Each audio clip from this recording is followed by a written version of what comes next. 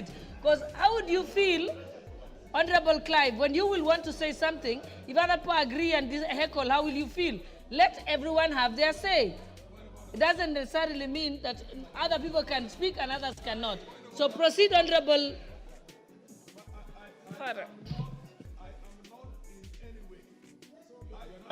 Can I have it? I am not in any way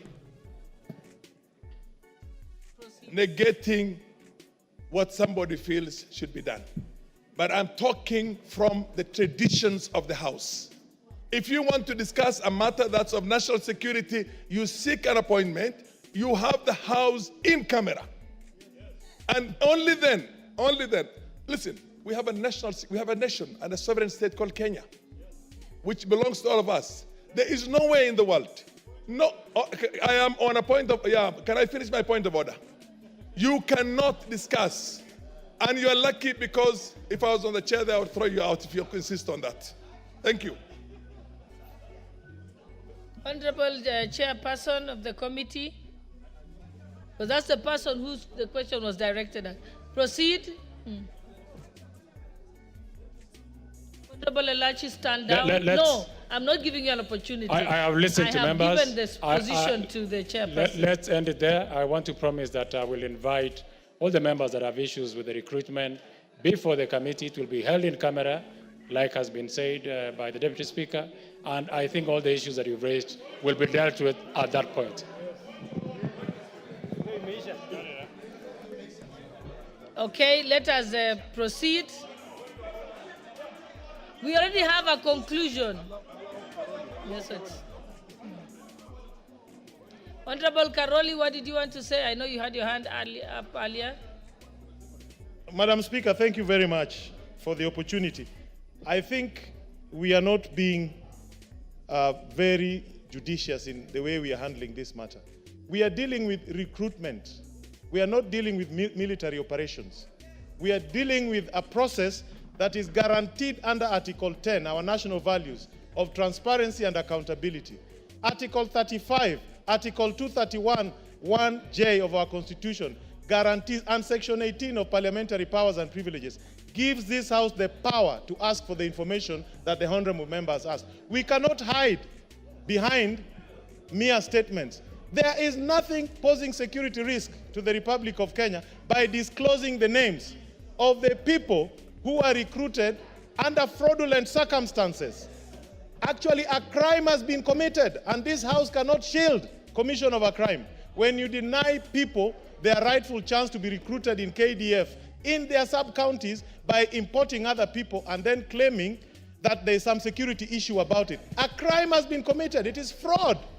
Okay, and this House has the power to... Honorable Karoli, you are speaking as if it has already been confirmed that a fraud did take place. There's been an allegation by Honorable Wamboka. What we want to do is try and confirm that what Honorable Wamboka is saying is correct. Then only at that time shall the names be brought out in public. So we've given an opportunity for the matter to be resolved between the concerned sub-counties and the security forces. And Honorable Karoli, we're not talking about ongoing recruitment, we are talking about post-recruitment. These are persons who have already been recruited. So Honorable Karoli, shut up, Honorable Karoli. Please.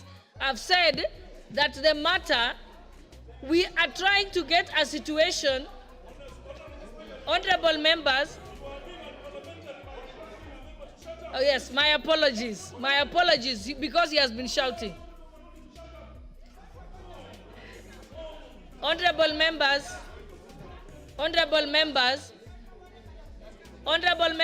we are working towards a resolution which will allow the names to come to the House. We are not directly allowing the names now until some preliminary investigations and gathering of information has happened. And Honorable Karoli, you were speaking even when I hadn't given you the mic. So you are out of order. That's why I could use that language on you. So let us proceed. Honorable Wamboka, your matter is under investigation. We have not closed the matter. It will come back to the House. So even now, if we proceed to discuss it, we are only speculating. Can we get an opportunity when actual facts, absent of speculations, can be brought to the House? And I will rule that this matter shall be brought back to the House after further consultations with the committee. That is the end of this matter. Let's move to the next order. I think there was a statement, an answer to the statement by that came from Honorable Titus Lotte. What is your point of order? I didn't know you have a point of order. Honorable Omola Otiende, don't be angry. You don't have to get upset. I didn't know it was a point of order. I thought you were part of the heckling. Okay, proceed with your point of order. Thank you, Madam Speaker. Madam Speaker, I respect your ruling and guidance.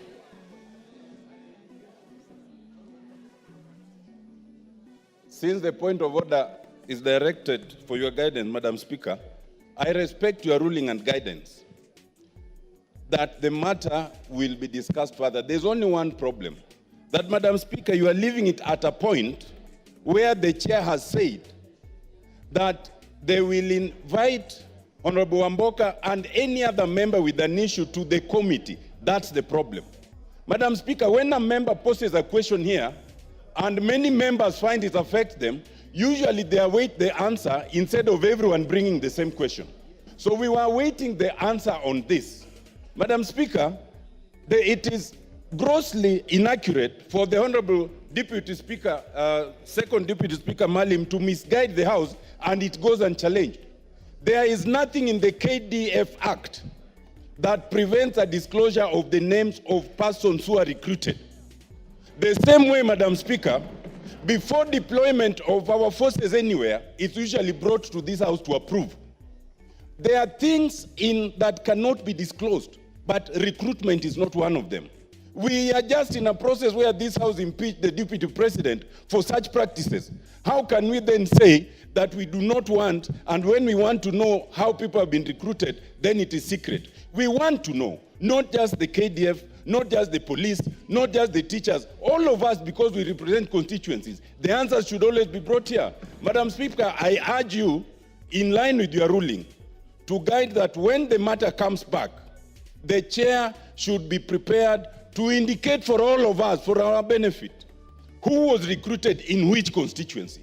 You know, we are not even going to the issue of how many people do we have in the defense forces. We are only talking about the last recruitment. What is secret about that? What is the national security on Hombosoro, knowing that my constituent was not recruited in his constituency by fraud, and vice versa? It is accountability. It is in line with Article 47 of the Constitution. The Access to Information Act actually requires that such information should be availed even before it is sought. So when it is sought, I'm afraid that the chair of the committee ought to bring it to us. I so humbly submit, Madam Speaker. Honorable members, I think let us stay focused that this issue is relating to a matter that was raised by the Honorable Member for Bumula. The Honorable Member for Bumula has raised very serious concerns. We have said, let us find a methodology that is easy and efficient for him to get his answer accurately. That's why we are going in this direction. And we have said, we are not closing the matter. The matter shall be reported back to the House at the appropriate time. So we are not closing it. So right now, yes, that's now a valid question. What are the timelines? So the Honorable Chairperson for the Departmental Committee for Defense should tell us when can you, and I think if other sub-counties have an issue with it, that can be raised at a later date by those particular sub-counties. Let us start with Bumula constituency. If in the event that we find that Bumula constituency had challenges, when the chairperson reports, then we can now go step by step to other sub-counties. But let us confirm that there is in fact a problem. Then we can now deal with how to deal with the larger policy situation in this. So that way we will have a better chance of being able to go to a resolution rather than talk shop here and find no solution at the end of the day. So the only answer I will entertain on this point now is from the chairperson to tell us how long, so that there is a time frame, and you will come back to report to the House. Are you satisfied, Honorable Wamboka, with that? Yes, timelines. Proceed. When we resume, Madam Speaker, if you will be adjourning on Thursday, I want to say immediately we resume 2 weeks after, if that is okay with the Honorable. Okay, thank you very much. Okay. Member for Muhaya, you did not bring a statement, but I am told that it's because your neighboring constituencies, it will probably touch on your constituency also. But we are not opening it up for other people to bring their grievances. They have their own individual opportunity to bring a statement on behalf of their constituents. And no, I will not entertain a point of order on this particular point, unless you have a point of order on something else. And since we haven't gone to the next order, you actually have there is no point of order, because we have closed this matter. Let us proceed. And I think there was a response to the question or statement by the Honorable Titus Lotte, member for Kaliba. It's supposed to be answered by the Committee on Administration and Internal Security. Honorable Tongoya, you have that? It's the last response. Yes, I do, Honorable Speaker. And I don't know whether the concerned honorable member is in the House also. Yes, Honorable Lotte is present. Yes, you may proceed. Thank you. Honorable Speaker, the member of Kaliba constituency, Honorable Titus Lotte, had requested for a statement regarding insecurity in his constituency, and the member was concerned by a banditry attack at Kases village in Kasai Ward, which had led to a death of 2 women. And in particular, the member wanted a detailed account of the attack and the current status of the investigation into the matter. Particularly the killing of Miss Chemket Logolenyang and Miss Cheposangil Rengeyei. Additionally, the member also wanted to know the additional resources or support being provided to strengthen the capacity of security personnel in the Kases village and Kaliba constituency. And also wanted to know a report on the immediate and long-term measures being taken by the government. Honorable Speaker, I state as follows. On 25th July 2024, about five armed Turkana bandits raided the Nadome village with the aim of stealing livestock, but were repulsed by the National Police Reservists. However, as the bandits fled toward Lorogon, they shot and killed 2 women, Miss Chemkat Logolenyag and the one Miss Cherosangel Rengeyei, who were engaging in a small-scale gold mining activities in the nearby valley. The police officers responded to the scene, and in pursuit of the bandits, no arrests were made, but the bodies of the deceased were removed to Kapenguria County Referral Hospital for preservation and postmortem, and the bodies were later released to the families for burial. And the case is still pending. The case is still under investigation by the timing of this report, the writing of this report. Honorable Speaker, the government has taken the following measures to strengthen the capacity of security personnel. The government has deployed 50 National Police Reservist officers within that area, revitalized the Peace Committee, which bring together elders from both communities to formulate means of sustainable peace and security in the area. On issue number 3, Honorable Speaker, the government has taken several measures to include measures to address the recurring banditry attack to enhance security in Kaliba, and of course, in this case, the entire valley region. Intensifying police visibility through patrols, sensitization of the members of the public, engaging the political class across the ethnic divides and empowering on them to enhance peaceful coexistence, sustaining coordination of NPR to enhance their supervision and effectiveness in their operation, collaboration with the various stakeholders, including local leaders and NGOs, to coordinate meetings between communities living along the borders, and sustaining joint security meetings along the borders, and of course, organizing major security operations whenever there is an incident. Honorable Speaker, the government is taking long-term measures to enhance security in Kaliba, to include opening up of disturbed areas through construction of security roads, construction of schools, hospitals, and market to prepare the locals for alternative job and livelihood, increased budgetary allocation to police operation in the operational areas, that is to include the modernization program, posting and equipping adequate security personnel, and operationalization of the gazetted new Ombolioni location to help improve coordination of security in the disturbed area. Creation of more administrative unit given the harsh terrain and fastness of the area and the population notwithstanding. And establishment of the police station at Ombolion.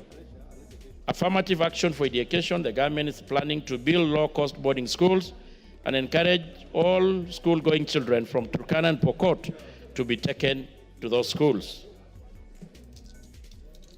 Honorable Speaker, on the issue of administrative status of Lorogon village, including reason for being administered from Turkana County, and the measures being implemented to prevent this village from serving as the hideout for bandits, I state as follows.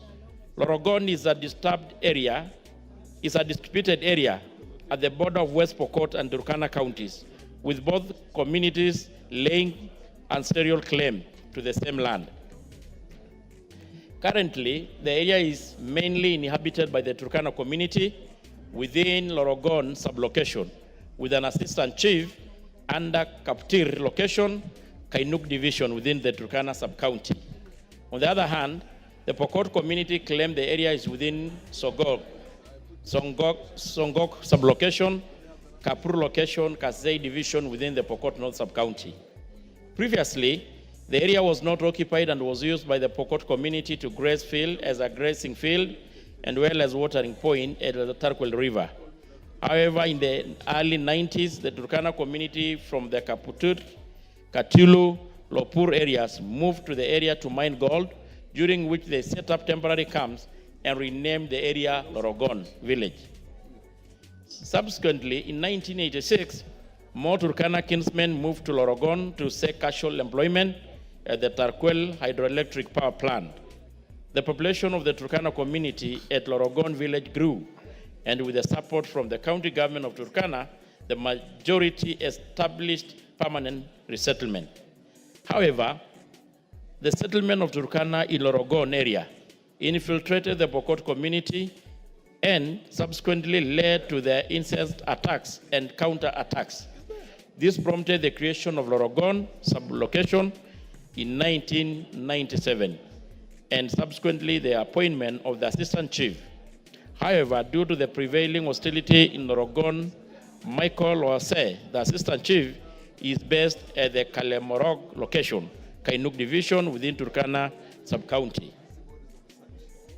Honorable Speaker, the following measures are being implemented to prevent Lorogon village from serving as a hideout. Intensifying police visibility through patrol, the Ngao and NPS partnering with other stakeholders to hold irregular peace building and conflict management meetings.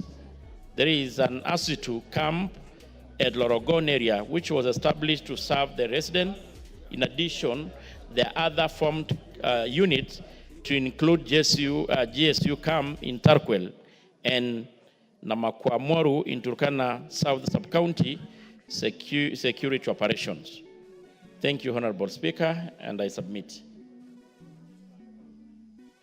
Honorable Lotte, Mr. Lotte, the questioner has the first go at it.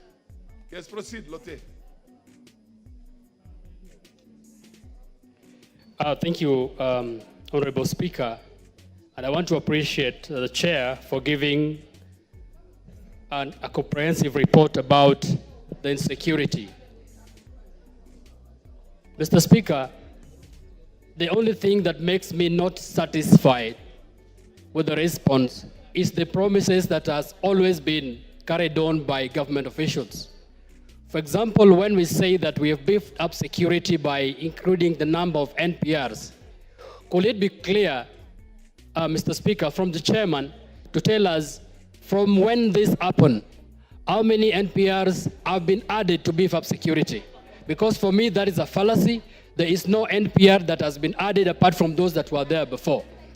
The other thing, Mr. Speaker, that makes me a little bit disturbed is on the basis that 4 or 5 months ago, the killings took place, and up to today, they are still not finding the real reason for that. They are saying investigation still continues.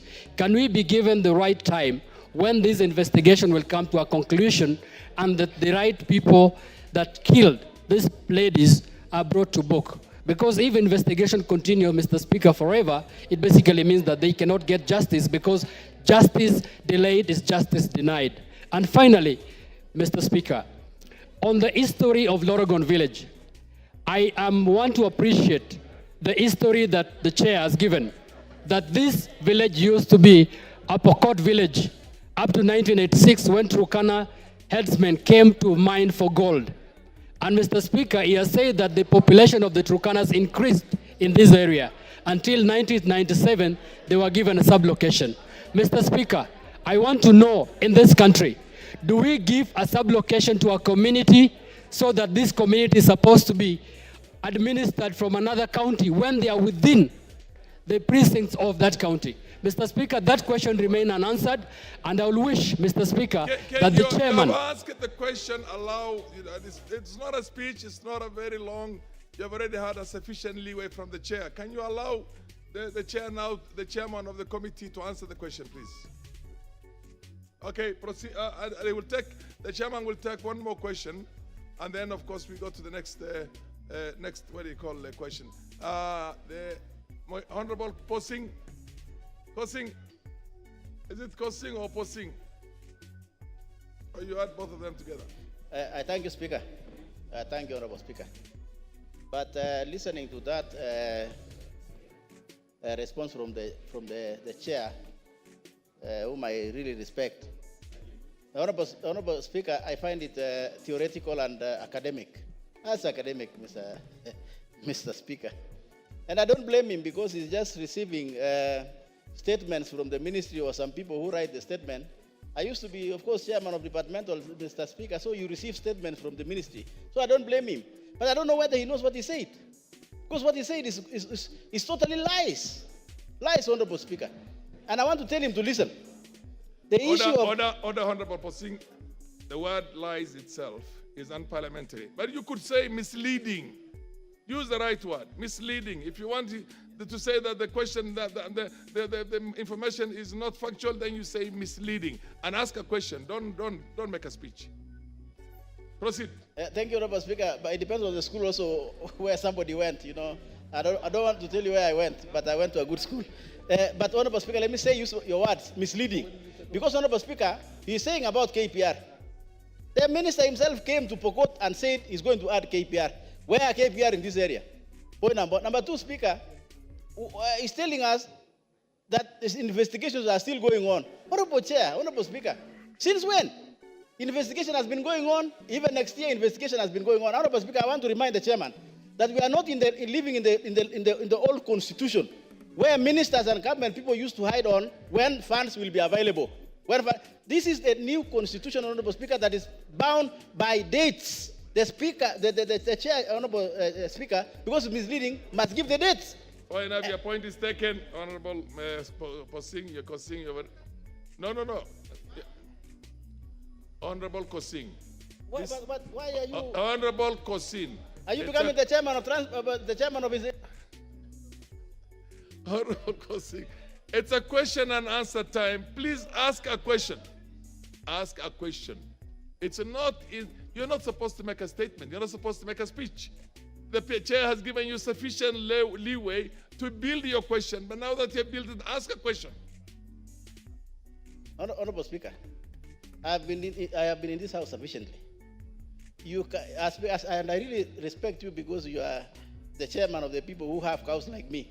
But you cannot hold brief for the chairman of security. Speaker, you cannot hold brief for this guy. He cannot run away. Where are KPRs, Honorable Speaker? Okay. Where are they? Fair enough. And these issues of locations and sub-locations, he's telling us, oh, it's going to be considered. When are they considered? The minister came and said he's going to do it. You have asked Honorable the Speaker, question, point taken. I know you represent it, but it's okay. The MP for Turkana South, the MP for Turkana South, ask the last question. Thank you, Honorable Speaker. Honorable Speaker, while I was away from the House, I had the response by the chairman, Security, on the matters to do with the conflict of Turkana and the West Pokot. And specifically, I want to highlight the issues raised by the chairperson and the member of parliament for Pokot North. Honorable Chair, I heard the member for Pokot North saying a village in Turkana South is a village in West Pokot. That is misinformation, Honorable Speaker. Honorable Speaker, when we go back to history, the person who was in charge, who was determining the boundaries with those Wazungus, was a Turkana person. Yes, what's your point of order? That was, Honorable Speaker, order? Protect me from Kosing. Yeah, he's on a point of order. Protect me from Kosing. MP for Turkana South, sit down. The honorable member here, chairman of health committee, is on a point of order. What's your point of order? My point of order, Honorable Speaker, is the member for Turkana South right in order to imply that there is a member for Pokot North, when we know that Honorable Lote is a member for representing Kaliba. Fair enough. Point taken. The honorable member Lote is for Kaliba. There's no constituency called Pokot North. Proceed and ask your question, MP for Turkana Honorable South. Speaker, I appeared before the Security Committee and I asked the chairperson for the Security Committee that we need to plan and go and visit these places.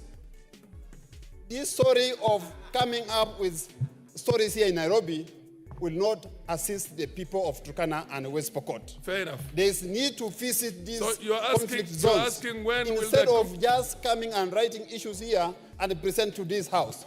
Thank you, Honorable Fair Speaker. enough. My presumption is your question is when are you going to go together to go on the ground?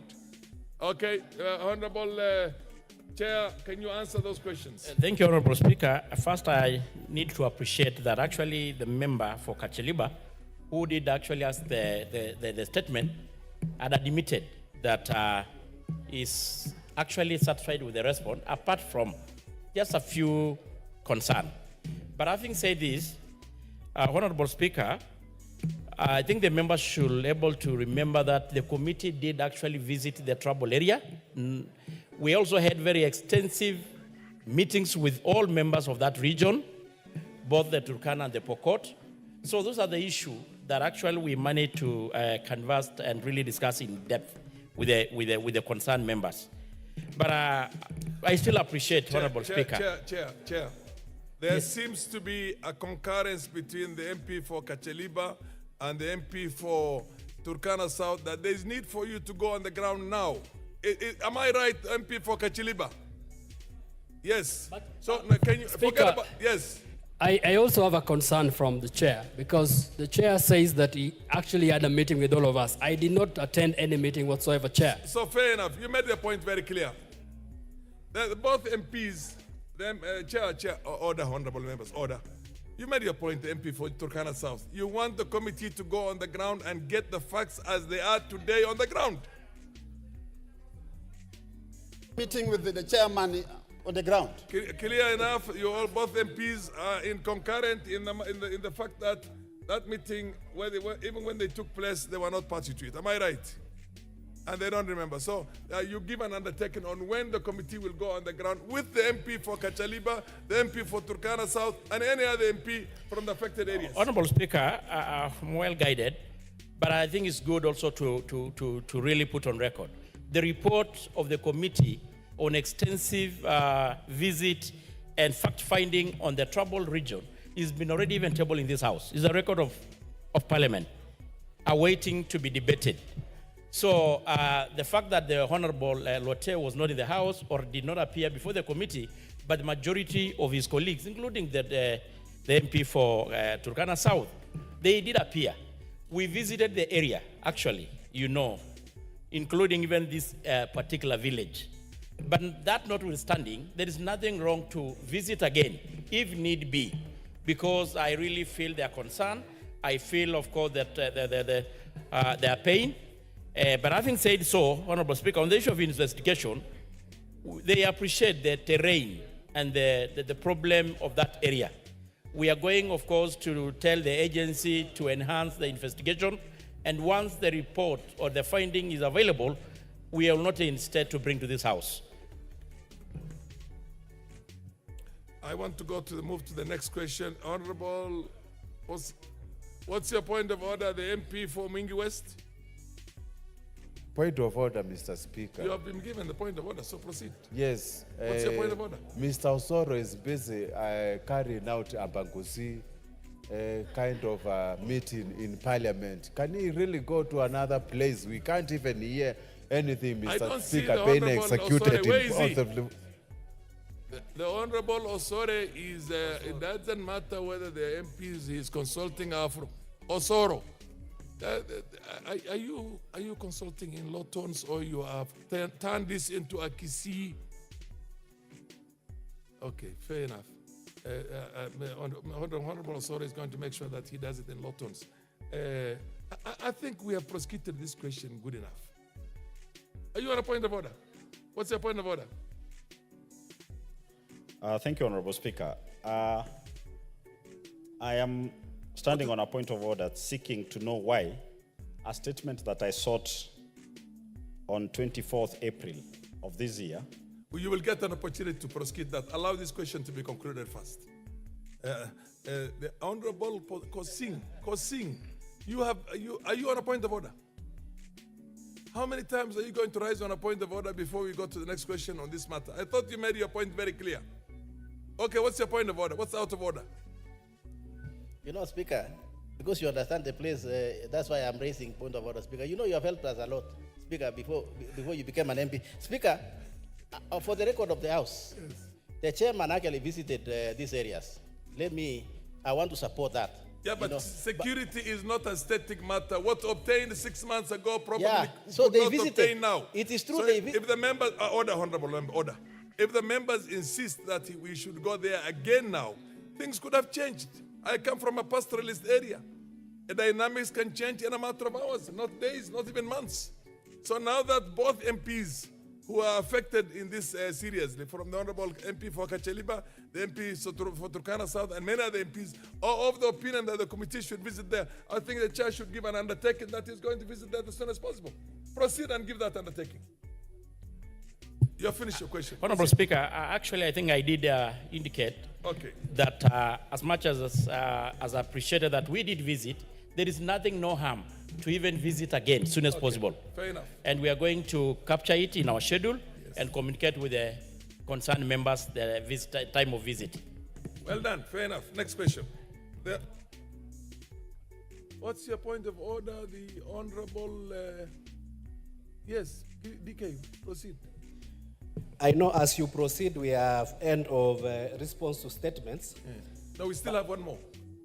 We have one on the spillage of highly poisonous substance in Kabembe area in Rironi town. Is the questioner the Honorable Kiragu in the House? Is the Honorable Kiragu? Yes, Kiragu is in the House. I think you can raise issues of questions that were not appropriately attended once we conclude that one. I'll give you an opportunity. Okay. Proceed and ask your question. The MP for Kiragu, for Limuru, Honorable Kiragu. Honorable Speaker, I am waiting for an answer from the chair. A statement, yeah? Yes. A statement? Yeah, a statement, yes. The chair of the Environment and Forestry and Mining Committee. Chair, proceed. Thank you, Honorable Speaker. I only wish that also this, on environmental issues, people are not very keen, but also it's a very important topic that has been brought by Honorable Kirago, the Member of Parliament from Limuru Engineer. Honorable Speaker, the Engineer Kirago did ask for a statement, a response on the climate regarding the spillage of highly poisonous substance is Kambembe area, Rironi town on the 20th July 2024. Honorable Speaker, the questions that Honorable Kirago requested was a report on the origin and intended destination of the sodium cyanide, including details of the transporter or owner and their compliance with NEMA regulations on managing and handling highly toxic substance on transit. 2, the exact quantities of sodium cyanide that spilled from the 22-ton cargo that was being transported, including details of quantities that were recovered and those that cannot be traced. 3, measures put in place by NEMA for monitoring the movement of toxic materials across the country and policies for rapid response to such incidences to safeguard the safety of residents. 4, the steps taken by the ministry to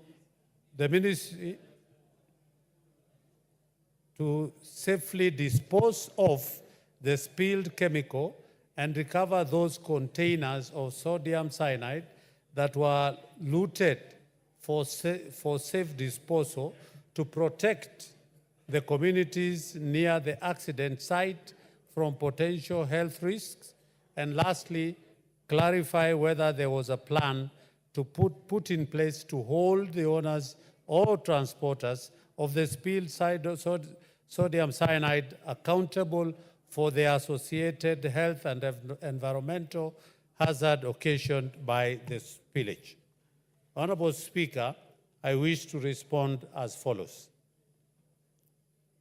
1, the background. On the 20th July 2024, a lorry carrying sodium cyanide overturned in Kambembe area, Rironi town, along the Nairobi-Nakuru highway.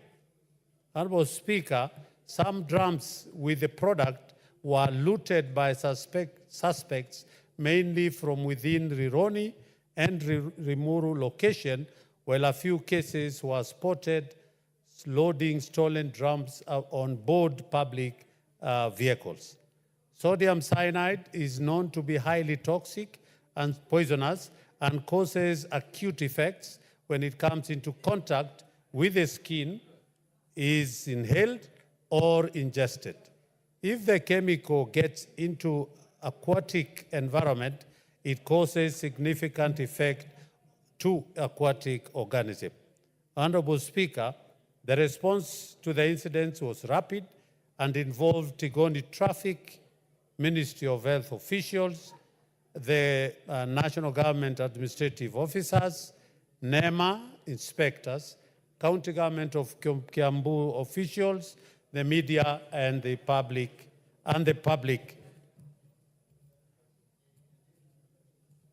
As to the response to question number 1, Honorable Speaker, the origin of the sodium cyanide is a Czech Republic product through the port of Mombasa and imported by Towata Kenya Limited, as annexed in Annexure 2 in the response. The consignment was being transported by Big Rig Company Limited, as annexed in Annexure 4. Currently, the movement of hazardous and toxic substance is regulated by MCA Act 1999. There are no substantive NEMA regulations for movement and use of chemicals. There is a draft chemical regulations in place. As for question number 2, Honorable Speaker, the response is some amount of sodium cyanide pellets spilled on the part of the road, though not widespread. The spillage on the road was immediately cleaned and the toxic neutralized. 2 damaged drums had contents, but the chemical was contained in the primary packaging plastics, bags, and no spillage occurred as annexed in Annexure number 1. On question number 3, Honorable Speaker, the draft and environmental management and coordination chemical regulations are in an advanced stage at the AG's office, and once passed will come